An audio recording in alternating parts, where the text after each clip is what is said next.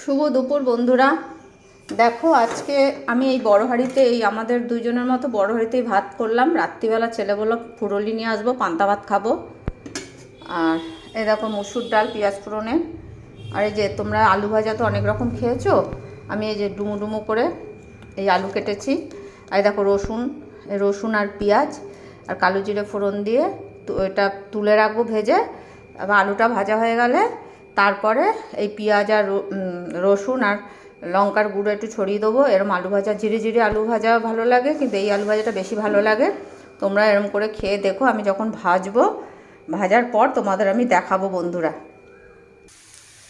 দেখো বন্ধুরা, এই দেখো এর মধ্যে লাল লঙ্কার গুঁড়ো দিয়ে দিয়েছি, কাশ্মীরের লঙ্কার গুঁড়ো। একটু লাল লাল হয়েছে, বেশি লাল করিনি।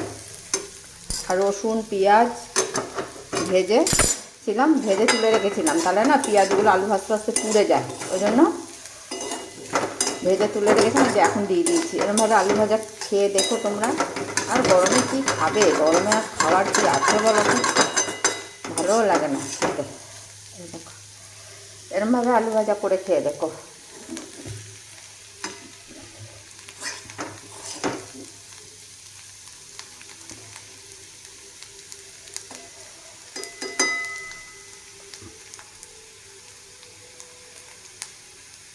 ডালের সাথে দারুণ লাগে খেতে।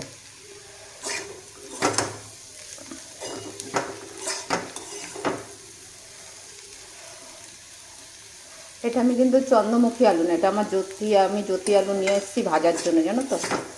এটা জ্যোতি আলু, এটা চন্দ্রমুখী আলু নয়। ছেলে কালকে বললো মা এরকম ডুমো ডুমো আলু ভাজা কেটে আমাকে ভাজা করে দিও তো, রাত্রে পান্তা খাবো।